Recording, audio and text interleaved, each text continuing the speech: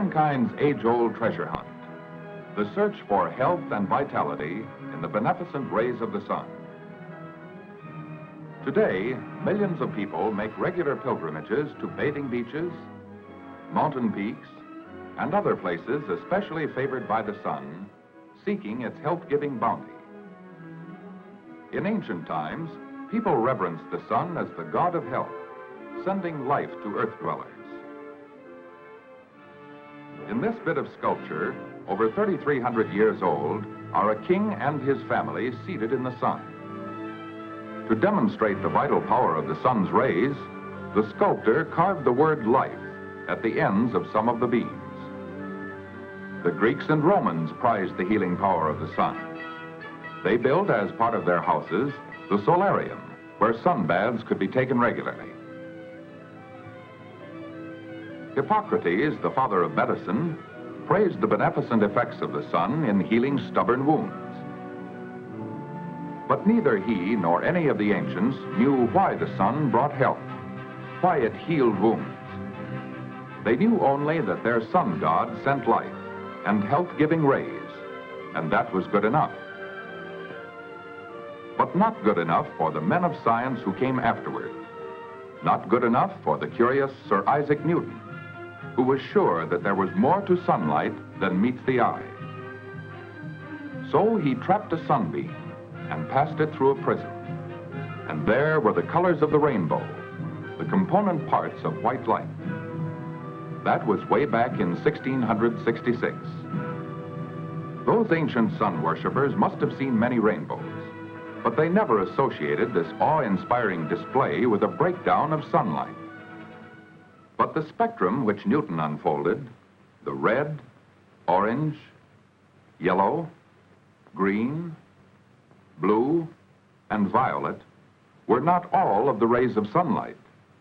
They were only the visible rays, that portion of sunlight which the human eye can see. In 1800, the great English astronomer Herschel discovered the long, invisible red rays which transferred more heat than the visible red rays.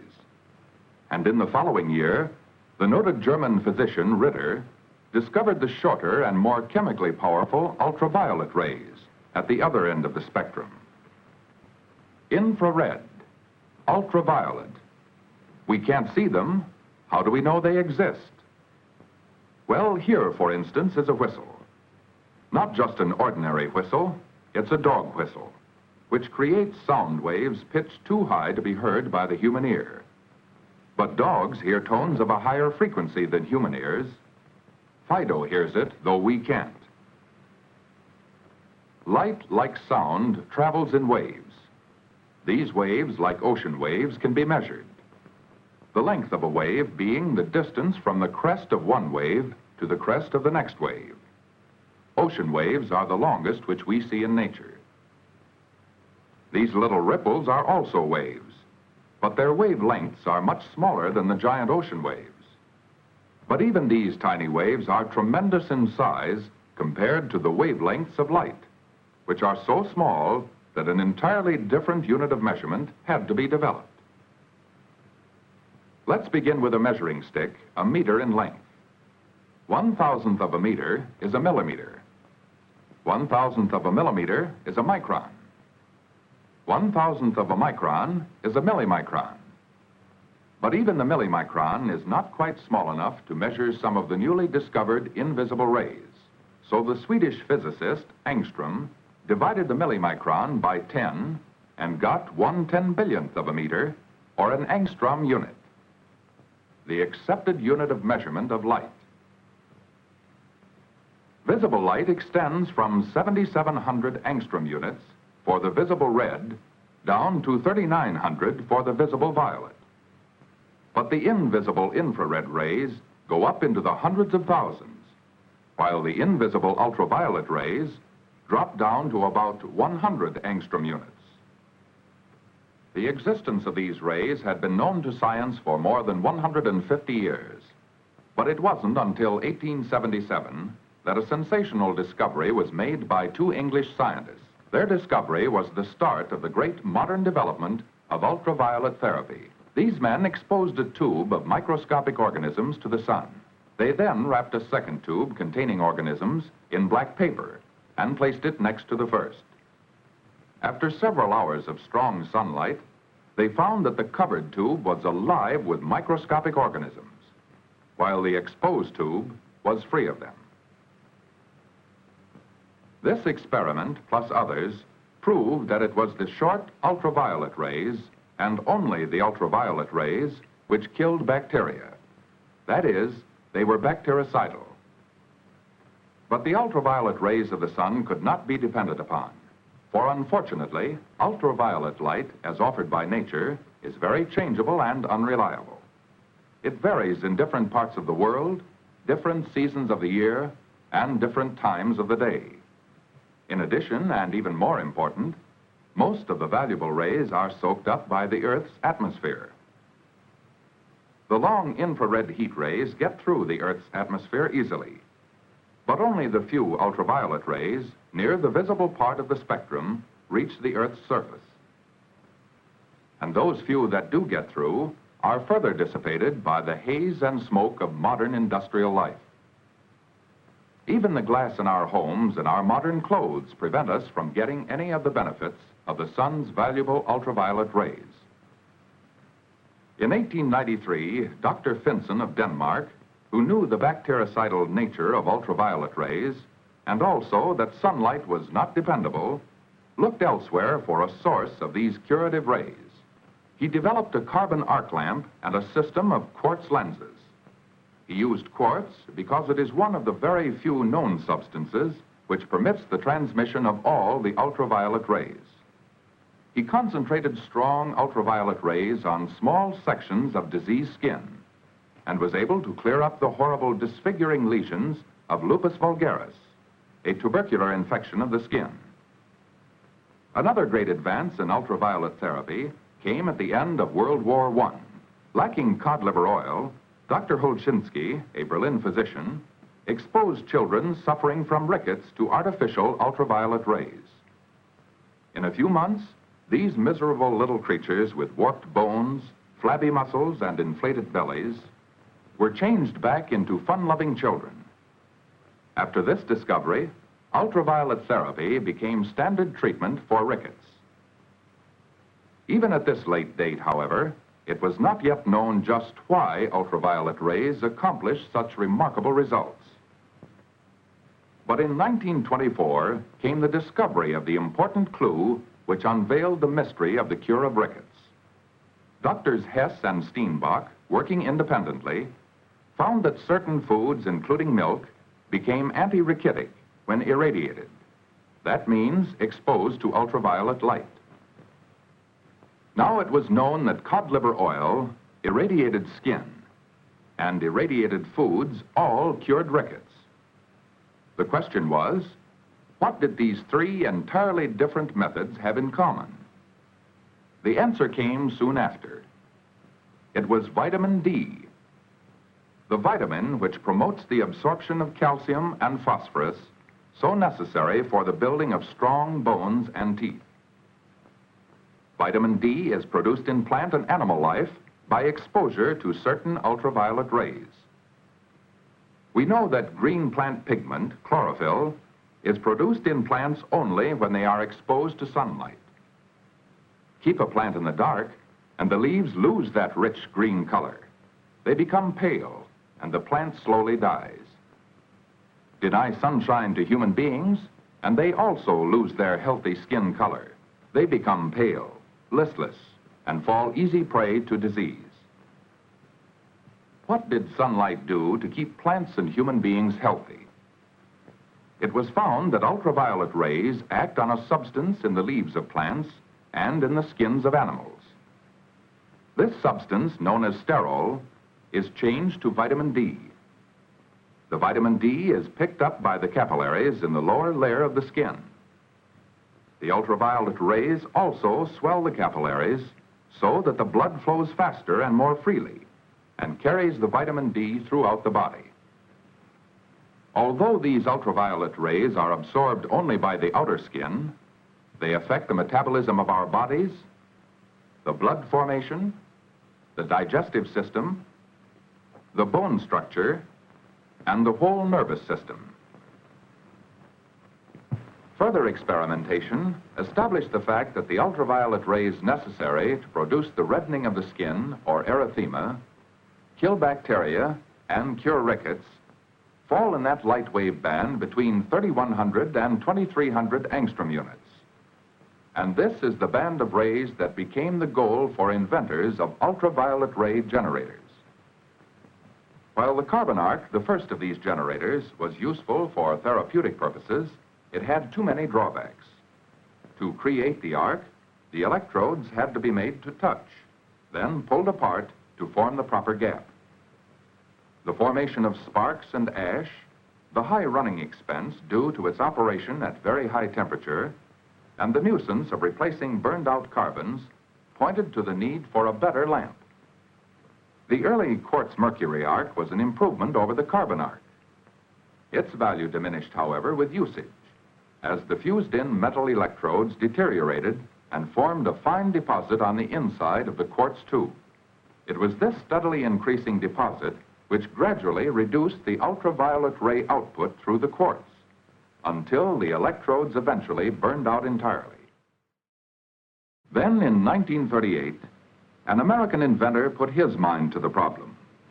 How could he develop an ultraviolet ray generator which would have none of the disadvantages of the older types? One that would make the sun's health-giving qualities available at low cost to underprivileged men, women, and children who lived in homes rarely reached by the sun's rays. The inventor, Frank Furedy, went to work in a Milwaukee basement. After several years of intensive experimentation, he came out of that basement with a proved theory and an ultraviolet ray generator operating on an entirely new principle. Activated by radio waves, a pure quartz tube with no electrodes to deteriorate and burn out, simple in principle and operation, an automatic timing device so that it could be used safely in the home, and at a cost which would make it available to people in all walks of life. But before going to the public with this startling new product, Mr. Furedy gave this lamp the acid test. He submitted it to the American Medical Association, which in turn requested an eminent scientist to test the lamp. Here is the scientist's summary of his many laboratory tests. The Suncraft ultraviolet lamp produces actinic rays of proper quality and sufficient quantity for the production of skin erythema and pigmentation for bactericidal action and for anti-rachitic effects, prophylactic as well as curative. And here's the home of Suncraft, dedicated to the health of the American people.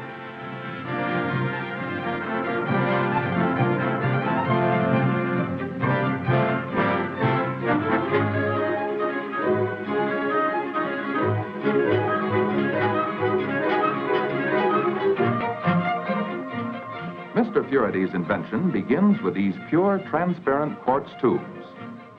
Quartz being one of the very few known materials that completely transfers all of the ultraviolet rays. Experts reduce the long quartz tubes to the length of the lamp.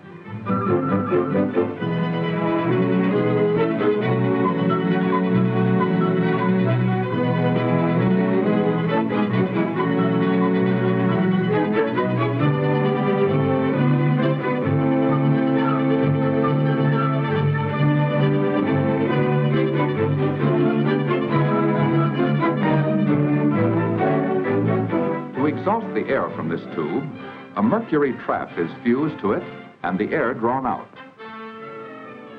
The evacuated tube is now filled with rare gases, and it is then sealed with a drop of mercury on the inside to carry the electronic discharge through the tube. Here's the finished heart of the lamp, a burner without electrodes. No metal wires to sputter away and coat this precious quartz and hold back the vital ultraviolet rays. This sealed tube without wires is placed in a field of radio waves. And here it is, ready to bring its health-giving rays into the dark corners of the world. But not before each lamp gets an exhaustive 48-hour test under these high-frequency radio waves. Oh, the waves are there all right. You can't see them any more than you can see the ultraviolet rays, which are now pouring through these crystal-clear quartz envelopes. But here's a piece of willemite which is sensitive to ultraviolet light. Notice how it glows when it is exposed to the rays. To emphasize the importance of the quartz tube, an experimental lamp was made up of ordinary glass. Very little, if any, of the ultraviolet rays get through to the willemite. On the production line, skilled hands carefully, meticulously, bring together the numerous small parts. These are hands of people who are mindful of the fact that they are not just assembling a lamp. These nimble fingers are building health, human health. These are not just craftsmen, they are sun craftsmen with a keen sense of responsibility. For in each lamp, they weave the reputation and integrity of suncraft. They are dispensers of health with an unusual pride of performance, inspired by an understanding and kindly leadership.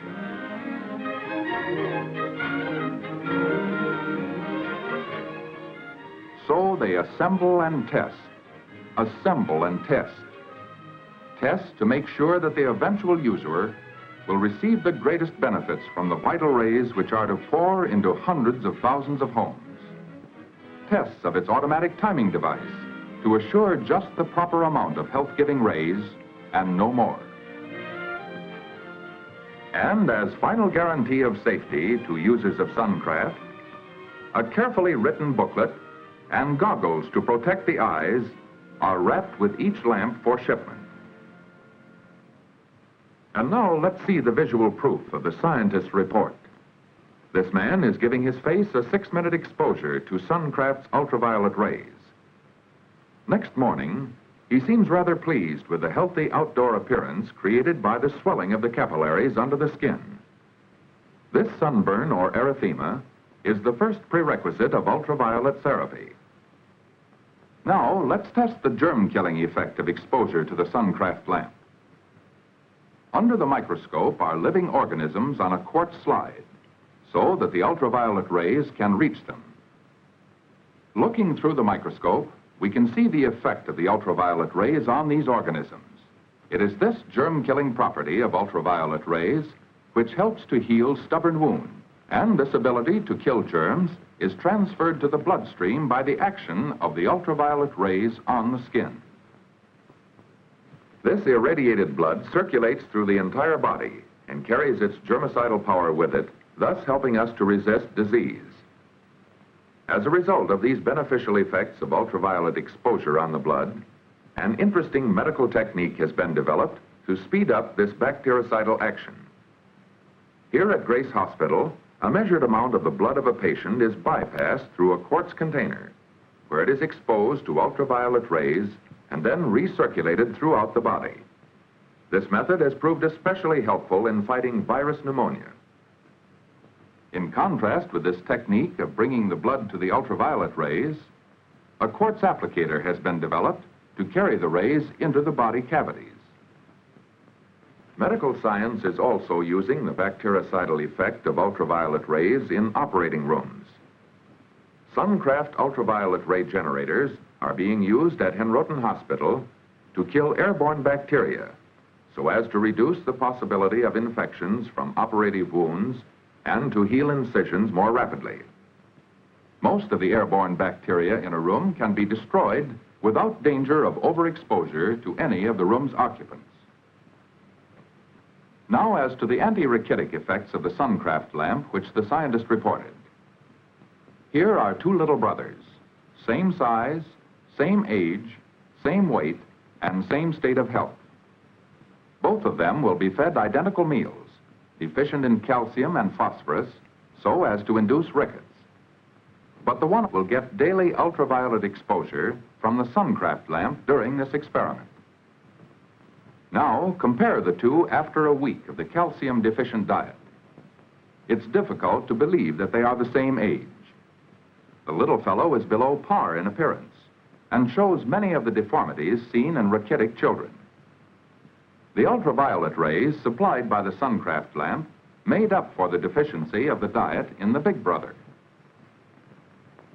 As we saw previously, ultraviolet rays activate the sterols in the skin. The vitamin D thus released is absorbed by the bloodstream and distributed around the entire body. The released vitamin D stimulates the absorption of calcium and phosphorus, which are necessary for the building of strong bones and teeth. The United States Armed Forces have long been advocates of ultraviolet radiation. A special Suncraft lamp has been designed for the purpose of irradiating the entire body front and back. These special Suncraft lamps are so powerful that within 4 minutes, the entire body is bathed in health-giving ultraviolet rays. These lamps, too, are equipped with burnout-proof Suncraft quartz tubes, in which the intensity of the ultraviolet rays will never lessen, no matter how often nor how long they are used. In many types of skin diseases due to bacterial infection, ultraviolet rays are of great usefulness. In the Handbook of Physical Therapy of the American Medical Association, we find the following statement. It appears to be the general impression in the medical profession that ultraviolet radiation is of great value in dermatology. Among the skin diseases benefited by ultraviolet therapy are pityriasis rosea, impetigo, psychosis or barber's itch, ulcers and wounds that refuse to heal, psoriasis, and acne. We have seen that many diseases respond to the beneficial effects of ultraviolet rays. But prevention of disease is even more important. The reflector of the flexible Suncraft lamp may be readily detached so as to follow the motions of a wriggling infant. One of the greatest day-to-day uses in the home for this ultraviolet generator is the prevention of disease by building and maintaining good health. The usual peeling of the skin may be avoided by applying a little Suncraft skin cream before exposing the face to the ultraviolet rays. Like the food we eat, these rays are essential to good mental and bodily health. They increase the sense of well-being and alertness of mind and act as a tonic in the winter months. They are as natural and necessary for the skin as cleanliness and fresh air. Ultraviolet rays improve the health of the skin, and a healthy skin is a beautiful skin. Suncraft's tonic effect on the nervous system induces deep, restful sleep in safety. It is the only ultraviolet ray generator designed for the home which does not deteriorate with use. It continues to send its full quota of beneficial ultraviolet rays through its crystal clear quartz year in and year out, effectively and safely. From its humble beginning in a basement, Suncraft is today sending its beneficent rays to all corners of the world. Today, more and more people are stepping out of the shadows, bringing the vital health-giving rays into their homes for happier and more healthful living.